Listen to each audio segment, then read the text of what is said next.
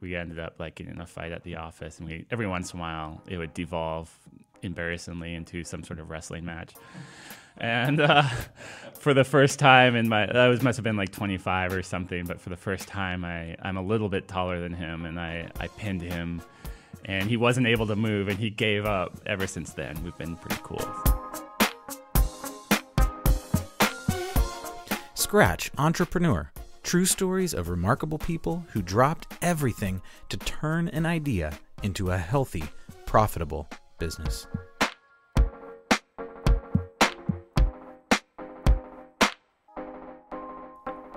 Many of our favorite businesses were built out of someone loving something and then figuring out how to make it better. Yvon Chouinard created Patagonia because he loved rock climbing, hiking, and being outdoors. Everything else stemmed from that. Ben and Jerry loved ice cream. Jake Carpenter of Burton Snowboards just wanted to find the perfect ride.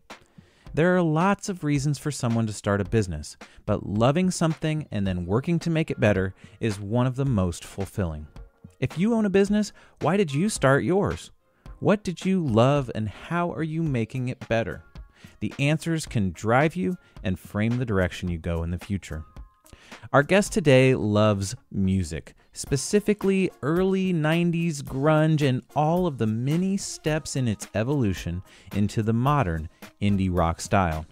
The way he found to make it better was to start a small record label, to find artists he loved and help spread their music to as many people as possible. Ben Swanson built Secretly Canadian based on a search for the right sound. Now he helps hundreds of artists around the world record, brand, and share their music with as many ears as possible. As always, let's start from the beginning.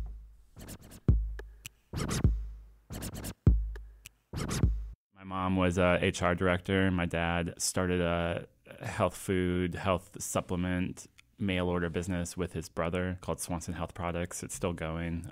You know, it started in their basement. It was very much a DIY thing in the late 70s, and they grew it into a retail store and actually a pretty successful mail order business. Okay, so you grew up in North Dakota, hanging around business a little bit with your dad and your uncle, creating this pharmaceutical type business, online medical type of vitamins business. And supplements. It's pretty funny. I was going through my dad's stuff late last year, and I found these depositions of through this suit they were in, which is a long, convoluted story. But right. Basically got this like really deep insight into the business of what they were doing. Because in the 80s, the vitamin business was highly unregulated. Huh. Yeah. And it was very much the Wild West. And you kind of as you moved into the 90s, they started getting dinged for some of the products they were selling. It's convoluted to talk about, but they would like white label they'd buy supplements from a manufacturer as like a generic, and they would just slap their label on it. So they were branding it, but they weren't actually making it. But as a result, they got dinged a few times by the FDA as the FDA started to come into this like what was beginning to be a massive industry and starting to regulate it. And it was just kind of interesting to see this evolution of like what my dad would do in the basement in the late 70s of take like, a giant container of whatever supplement it is and put it like fill up the capsules one at a time into like buying this stuff, and then it becoming this sort of more highly regulated big business. Yeah. Okay, so your dad was kind of doing this business in the garage, grew it into some bigger business, and actually became early parts of what is now like the vitamin supplement world, all that kind of stuff. Yeah. So that was part of what you saw as a kid. So jump forward a little bit and let's talk about the origin story of Secretly Canadian. Like how did Secretly start? When did it start? What was your world like when you decided to start it? Yeah, I mean, so growing up in Fargo, my brother and I have one brother, we'd get really bored. My dad was always into music, kind of lame music, but he was into music. And as like a side thing, just for fun, he'd put on shows every once in a while. And so we'd go to that. And Fargo was sort of this stopover city for a lot of bands coming from the rest of the country to the Northwest. And this is like the late 80s, early 90s, like right about as Seattle was about to break. And right after they broke, and the Northwest was this really real hotbed of a music scene. And so we'd go to all these shows, and we'd drive to Minneapolis all the time to see shows. We were just music fans. And then my brother moved to Bloomington. He's a couple years older than me, and he started working at WIUX. It was WIUS at the time, and sort of was inundated with all this new free music, and he would just send back these mixtapes at the time, like actual cassette tapes, because it was like 94. And through the next 2 years, I had 2 years of high school left, and I was trying to figure out what I was going to do. I was probably going to come to Bloomington. We sort of had this random idea of starting a record label and just start as a hobby, just to see if we could do it and to get involved. And we knew we wanted to be involved in music, and that just seemed like the one way we could do it. So what does it even mean when you're 18 to start a record label? Like, what's that conversation like? I think that we think of labels as this sort of big executive type of thing. So when you and your brother are talking about starting it, what's that conversation sound like? I mean, this was at a really key moment in musical history, I think, in like the mid 90s, when it's post grunge, when like quote unquote cool music became super mainstream, and it felt very revolutionary at the time, especially like for high school kids. And the independent market was just beginning to blossom, and really there were a bunch of independent labels before then that were doing great, but the whole sector, from labels to the live side to artists, it was all starting to congeal. It was way less. It was still DIY, but people were starting to connect the dots a little bit more. And as a music fan, we really fetishized record labels. We loved the idea of a catalog. It's like curating your bookshelf. It's like what books do you have, and what does that mean? And so we started to get into all these record labels from the bands that we loved, and that's how this is pre-internet, and that's how you discovered new bands. Is you find one band and you see what other artists that label put out. What was an example of one of those labels you were into then? K Records was big then. They put out a lot of our favorite bands. Sub Pop was just blowing up. They put out the first Nirvana record, and Kill Rock Stars, and all these were coming out of the Northwest. There's Discord in DC that was owned by Fugazi, and it was those types of labels. So you guys are loving these labels. You're really just digging into the music, and sort of the grunge. Was it indie at that point? Did that term even exist? Yeah, sort of. Yeah. Okay. And you decide that you want to make a business out of helping small bands be able to share their music with other people, along with kind of building a catalog so that you could have people come to you and learn about all these new artists. That's a basic idea. Yeah. And so how did that start? Like, tell the story, maybe like physically. What did you do? Did you just like start making CDs, or did you? Yeah, we passed. So we had a couple friends that we started the label with, and we had the idea that we wanted to start a label before we knew what artist we wanted to work with, or could would be able to work with. And so we'd pass around a bunch of stuff. We spent a few months, basically spent the summer of '96 figuring out how to make a CD and how to make a 7-inch, as well as figuring out who we wanted to put out. And so there was this artist from Fargo named June Panic, who had been self-releasing cassettes, and he was a super prolific. He'd fill up a 90-minute Maxell cassette full of 25, 30 songs, and he had like 10 different albums of this, and the output was incredible.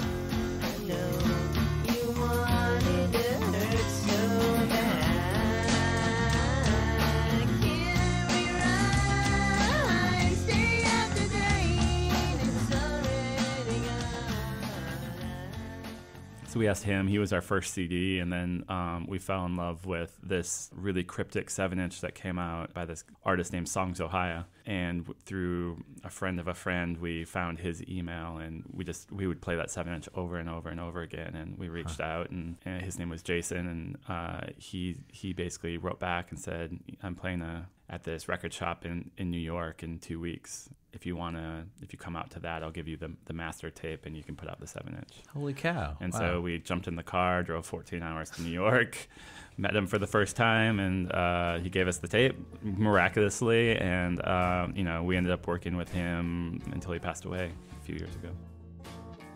We are all, I think, this thing said troubling.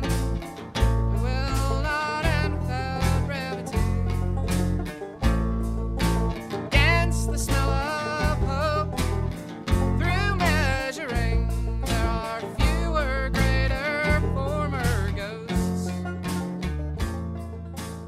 So you would like take in those two examples, it was actually tapes, like cassette tapes, and then like essentially burn CDs off of it or master it? With the songs of highest 7-inch, he delivered us, at the time, the format was called a DAT. It's a digital audio tape. It was a really terrible format that was sort of the preferred master format for a few years. And then you'd deliver that DAT to the vinyl plant, and they would go do their thing. Okay. Oh, okay, cool. So you picked up a couple of artists that way. Were there ways that you learned connecting? What were the best ways that you learned to connect with artists? Pretty much just being a fan first. We didn't have anything to give other than being a fan and like the energy, and people respond to that. I think especially artists tend to.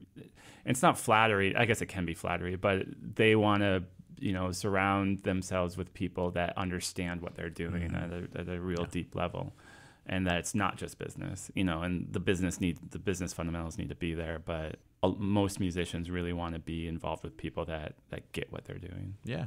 Well, I think that idea that, especially in the creative world, whether that's an artist, musician, whatever, working with people who get you first takes away the salesy feeling, for one. Like, there's just somebody who really likes your work, and they happen to do this other thing, and he'd love to connect those two things because I love what I do, you love what you do, let's connect them. Yeah. And so that makes a lot of sense. I think anybody who's ever been creative loves for the people around them to know what they do and love what they do, and critique what they do sometimes too. Say, hey, well, here's what I love about what you do. Here's what I think you're struggling with. Maybe you can do a little bit better. Yeah, and that's been the learning curve that I feel like only in the last few years that I've gotten really good at. I mean, we definitely have our opinions, and spent a long time sort of gingerly giving advice or expressing our opinions in different ways. Only in the last maybe 4 years or something, I've just gotten a lot more direct with our artists, and so I always try to keep it constructive. But like, this song isn't working, or this mix or this recording isn't working. What can we do to fix it? By and large, that's been pretty productive. I kind of wish I would have learned that a lot sooner. But it's like that Midwest mentality is like, maybe you should try it this way. Maybe. So passive. Yeah, right. I don't know. I think a lot of that is just the Midwest niceness that's ingrained in me. Yeah, but if the artists are expecting that, because they're from the Midwest or whatever, then somebody comes in and is just real blunt and blatant, whereas somebody from a coast might be comfortable with that. Someone from around here may not get it as well. So I think, it's all about understanding where people come from and stuff like that. For sure. Okay, when we come back, we're going to fast forward 20 years at this point, and talk a little bit about where Secretly Canadian has come to. And I'm going to ask you why Secretly Canadian. I want to know the name, why you guys chose that name for your business. Okay.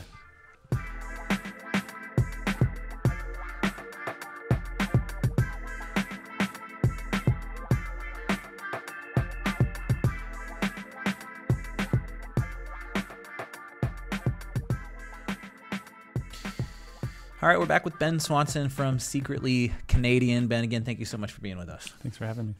Let's talk about the name. Why did you come up with Secretly Canadian? What's the story behind that? It was kind of an inside joke, a late night,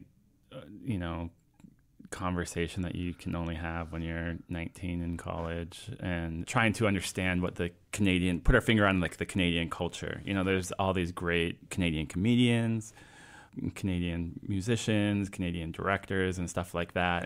But there seemed to be a definite vibe that was common among all of those, but we couldn't quite put our finger on it. So it evolved into this stupid game where we just throw out an artist and be like, oh, this person. It's like, oh, she's Canadian. It's like, no, she's actually from North Carolina. It's like, oh, she's secretly Canadian.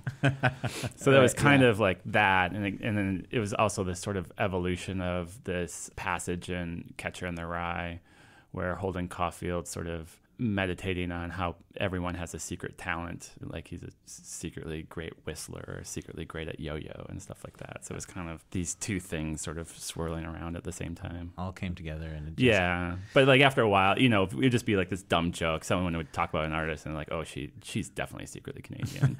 It was just seemed silly at the time. I think in hindsight it's a little goofy, but whatever. I think I mean, I didn't know the reason why you picked that name, but I wasn't far off. I think that the idea that there's some connection with a type of culture or a way of being or a type of person, and that some of us are maybe secretly connected with that. Yeah. And for you guys, it just seemed like it came back to Canadian a lot, or maybe it was even a joke, but yeah, I mean, the dumb answer I give people is just like, we grew up in North Dakota, and North Dakota is culturally way more aligned with Canada than the rest of the country, or than the U.S., which is kind of true. Okay, Silly cool. name. That sounds good.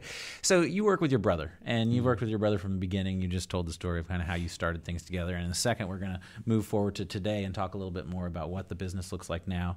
But to start, what's it like? What are some of the things that you enjoy about working with your brother, and what are the things that maybe are struggles that anybody who works with a family member might understand? Yeah, I mean, there's definitely pros and cons to it. I mean, I think we've gotten to a place where we have a really good working relationship. I think the hard part is really just getting over the age-old dynamic of big brother, little brother issues, and that's just life. I think we've mitigated it to the extent that we can, and it's totally functional. But, it still rears its head every once in a while. But, I think the positives far outweigh it, where, we speak a shorthand, and we can communicate really effectively. We can get in fights and speak really directly to each other, and, maybe not talk to each other for a couple of days, which is fine. But we know that we can always just come back and everything be fine. So, yeah, I think by and large, it's been a real asset to the company. Is there a story of a time where you just clearly felt like the little brother, like some scenario where it came back to that big brother, little brother situation? I mean, God, I hate the term microaggressions, but I think it comes up usually in really small, insignificant ways. But I will say I'm the younger brother, so one of the best days of my life was we ended up like getting in a fight at the office, and every once in a while it would devolve embarrassingly into some sort of wrestling match.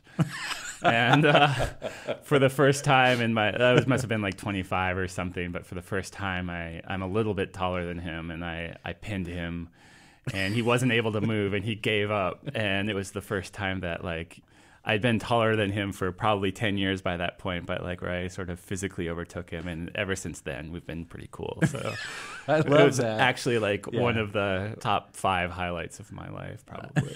Sadly, very depressingly. No, that's awesome. Yeah, I mean, you spend your whole life having that feeling and relationship. I'm the older brother, so I totally know what you're talking about. Yeah, it's seared in my memory of like pinning him with my knees and him just going limp. And it's like, you got me. I was like, yes. Oh, that's awesome. Yeah.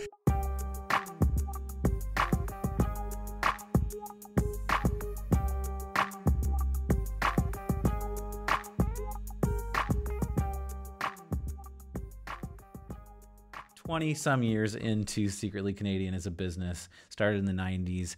Tell us a little bit about maybe how things evolved, but really what it looks like today. What does the business look like today? At the most basic level, I mean, we're a global music company, which is very generic, but we get into most sides of the business except for the live or the promotion side of things. Mm-hmm. So what are some of those sides? There's the record label side where we help produce, manufacture, distribute, and market albums, and the master side for our artists. There's the publishing side where we work with some of our master side artists and some not on their compositions, their writing. And we help get them into situations where they can write with other people or write for other people or pitch their music to TV, film, commercials, stuff like that for placement. That whole placement into TV, film, and commercials is a big part of what we do now. We do distribution. We do global distribution physically and digitally throughout the world. We have a management company where we sort of, with certain artists that we manage, we get involved in all facets of their business and, try to grow them holistically rather than just a narrow lane master publishing side. And we opened a vinyl plant about 3 years ago. That's a lot of stuff. Yeah. I mean, that's a lot of parts of the music industry as I think about music, which I'm not involved in, obviously, but it seems like that's pretty much everything except, like you said, the live piece. Have you been doing all that from the very beginning, or is it more recently that you really got to the point where you were on all these parts of the music business? The master side or the label side was the very first thing. The distribution grew out of that very organically. Basically, we had some early success with Songs Ohio, that first thing we put out.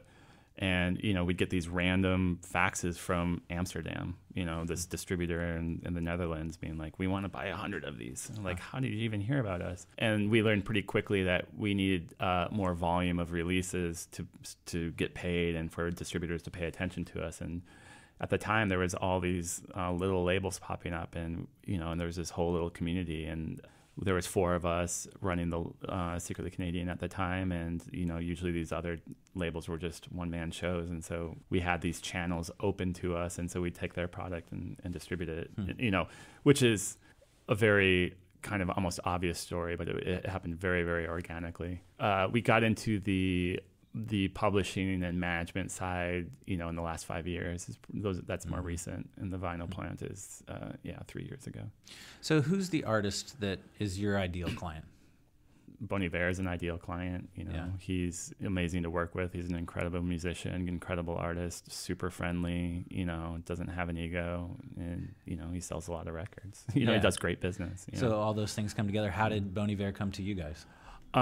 His demo, what became For Emma Forever Ago, his first record, which was the real breakout, was floating around. There's a few labels chasing it. It was kind of a MySpace thing at the time, and he'd been talking to a couple labels when we reached out, and he seemed to really vibe with us. He's from Wisconsin, so we really connected on the Midwest roots thing, and he seemed to like what we were about, and we were just infatuated with his music.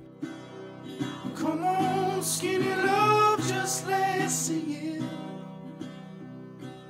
To pour a little salt we will never eat. My,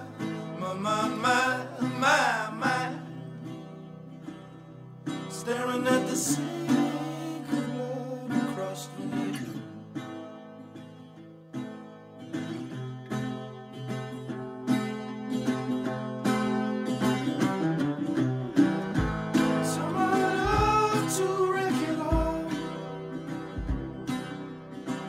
So then, when it comes to connecting with artists, is it the type of music that you love? You just described a person, so it's obviously the type of person in some ways. How does the type of music fare? I mean, is there a broad spectrum of types of music that you guys represent? Yeah. I mean, I think very broadly it's indie music, I guess, but we're finding that there is definitely limitations to just staying very, very indie. And we're trying to broaden out. There's certain stuff we don't really get into. We don't really get into like jazz or classical, but there's some like sort of neoclassical stuff that we do. There's some jazz leaning stuff we do, some country leaning stuff we do. So we're a little bit all over the map, but I guess at the end of the day we're an independent label. But we're not fetishists about just indie labels either. We grew up loving classic major labels that were kind of doing a little bit of everything, and for some reason it made sense. Yeah. What are some things that you've seen from artists that maybe one example of something artists that succeed do a lot, and maybe one that artists that don't succeed do a lot? Yeah, and this is what I see as a real issue for a lot of Bloomington bands. Not all, but for a very common issue for Bloomington bands specifically, but it's all over, is bands very easily get in their bubble, and like a lot of artists, it's hard to sort of break out of that bubble and be sort of networky or whatever. But the really successful bands to some level are just really good at connecting with other artists, with other industry people, and just connecting with people outside of just being on stage or just having people listen to their music. A lot of artists are really introverted, and it's a really hard thing to do, and they don't want to feel like they're selling their music, but in a way you gotta find that way to connect with people on a very human level and do it a lot and often. I interviewed Jason Wilbur for the podcast, and he said, everything I've ever gotten, I got through relationships. Yep.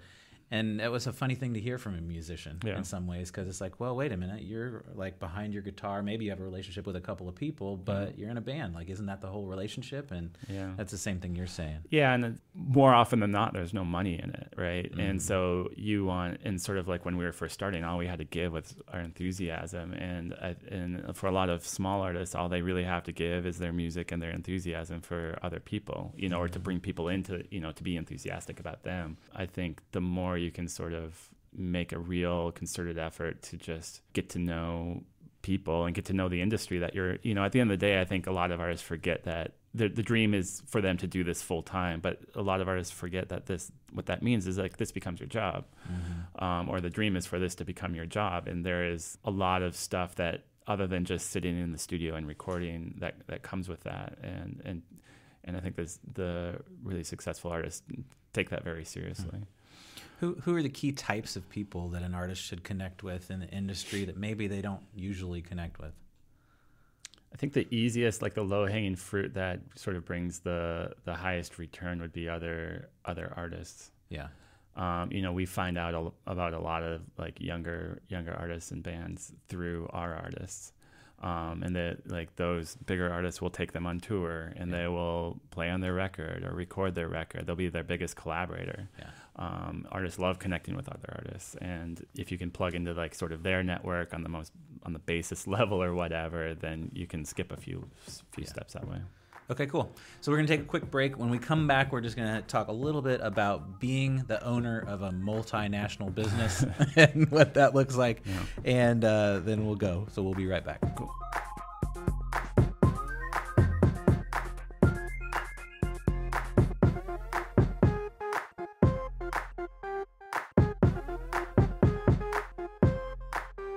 All right, and we're back with Ben Swanson of Secretly Canadian. It's more than just Secretly Canadian now, right? Yeah. Can you talk a little bit about the different parts of the business? Yeah, I mean, we have a lot of different brands. We have 4 in-house record labels that we run: Secretly Canadian, Jaguar, Dead Oceans, the Numero Group. On the distribution side, we have Secretly Distribution, Secretly Publishing, Fort William Artist Management, our management company, independent record pressing for our vinyl plant. And so it's a lot, you know, and a few years ago, we sort of realized we were having a hard time wrapping our heads around like all these different brands, and sort of realizing that people would just kind of refer to us generically as Secretly. Yeah. And we bucked against that for a long, long time, and we finally just realized what was actually happening and tried and embraced it. And so tried to pull everything under the same umbrella under Secretly Group. Huh. Okay, cool. And so that's an interesting brand conversation, really. Like every time you create a new brand, it creates a new conversation, something new to push, something new to market. Yeah. And obviously that's new money spent and all those kinds of things. Yeah. But what you saw is that the people who knew and loved you really wanted to come back to the name and the brand that they already knew. Yeah. I think listening to that probably made a lot of sense. Do you, like, in hindsight, are you glad you listened to that? Or? Yeah, absolutely. Like, because, you know, you'd have this conversation and like, hi, I'm Ben. I'm from Secretly Canadian, Jaguar, Dead Ocean. You just like list all these things and people's heads spin, and it's like, it's so cumbersome. Yeah. But, you know, again, I keep coming back to this like Midwest mentality, but we were like, we got to like treat all our babies we gotta love them all the same amount and give them the same amount of time and be very egalitarian about it. And it grew very, very cumbersome. So putting it all under like sort of one concise brand was definitely beneficial. Cool. So you founded what is now a multinational business. Or what does it feel like to hear me say that? I don't know. It's weird, I guess. Yeah, I don't think about it that way. I mean, I definitely am proud of what we've built, and we deal with overseas stuff a lot. But for me, it's like I still get up in the morning and I come to work and I listen to a lot of music and work with our bands and my colleagues. And it just, I don't know, it feels way more organic than that, I guess. Yeah, and that makes a lot of sense. All right, when I was getting ready for this interview, I was trying to think like, okay, who's the most famous person that's kind of like the same thing as you? And so I thought of Richard Branson of Virgin Records. Yeah. And so my question for you is, how are the two of you similar and how are you different? Similar. I don't know. You know, I know a little bit about him. I haven't read a biography or anything, but, you know, I definitely enjoy a lot of his interviews. I really like the way his mind works and how fearless he is. And I wouldn't say we're necessarily as fearless as he is, but I do think there was a period where he has a lot of different brands, and they're all sort of fall under the Virgin brand, but different like products or whatever. He gets in a lot of different spaces, and he's very insatiable in that way, or he appears to be. And I think we tend to be very similar, though we've been trying to rein it in the last couple years, like in the last 2 years, trying to refocus ourselves, again, kind of going back to the secretly group thing. It's like, okay, we got all these sort of babies. Let's really focus on what we can do with these rather than, starting new babies. We're insatiable. We really want to get into film. We do get in that space a little bit. We want to get deeper into it now. And there's lots of ideas. Cool. What's a major difference between the two of you? He's so outgoing. I mean, he's such an icon, and he's very much the face of the company, and he's very out there. And I imagine that he's the face, and then he has tons of very smart people kind of running the show beneath him. And we really pride ourselves on being owner operated, and that's one of the differentials that we talk about when we're talking to new artists, is that when you sign to us, there will be an owner working on your record. You don't get that at a major, and the classic story signing with a major is the A&R guy signs you, he's there for a year, and then he moves on or is let go, or someone comes in above him and lets all the A&R staff go and brings in their own people. Right. And then that artist is abandoned, and that just won't happen with us. Okay, cool. Let's do a quick fire, just some kind of quick answers to a couple of questions. Sure. A book that we should absolutely read and can't live without. That's so cheesy. It's not a... Yeah. It's embarrassing, but it actually I read it at the exact right time, was the 4-Hour Work Week. I read it when my first child was born, and I was very stressed out and trying to figure out my life between the business and family life and all that. And there was just a lot of smart takeaways in it, where it's just what I really appreciated about it was that it gave permission to me to take shortcuts, and shortcuts are actually not just something to be you shouldn't feel guilty about them, that they should actually covet shortcuts. Why make it hard? Yeah, and passing a work off to someone else who's capable and able to do it as well. Yeah, that's another point he makes. Yeah, and there was a lot of there was a lot of really interesting tactical advice, but just more than anything, just sort of, I was a big achiever in school, and I always strove to do my best, and thought for the longest time was I can. It was I'm a relatively smart human. I can learn how to program. I'd spent 10 years learning how to program, and I'm not great at it, but figured out how to do that. And it's in hindsight, it's why did I waste all that time and energy doing that? It's I don't know. So for me, it helped give me permission to not, you don't have to. Hard work doesn't necessarily doesn't mean effective work. Yeah, I think that's great. An artist that we've not yet heard of, but we really should listen to. It's self-serving, but we just announced working with this New York-based artist called Serpent with Feet yesterday. He's incredible. This is the future of music. Become a deep rumbling sound. Oh, child, bless your heart. Keep a tender heart. I'll keep a tender heart. What's Secretly look like in 5 years? I don't think it looks much different than what we're doing now. I think we are probably refocused on our core competencies. I think we're probably a little bit slimmed down in terms of new initiatives. I guess going narrower and deeper rather than sort of being really spread out. Yeah. I think that's a common evolution of a business too, where you kind of spread out because you've just got all these ideas. I mean, we all have these ideas. And then at some point you learn, okay, well, ideas and distractions are the death of me, you know? And so how can I bring it back together? And that makes a lot of sense. Yeah. And we try to, it's the healthy balance of being focused, and also some of our biggest successes have come out of nowhere and just felt something we just kind of did on a lark. And so you don't want to kill that option, but it's a healthy balance you have to find, for sure. And you have to stay interested, so if someone has a wild hair, like my brother is really digging deep into this music supervision, it doesn't, it's not lucrative, but it's really fun. Stuff like that, I think, will pay dividends down the line. It will open up opportunities that hopefully we can explore.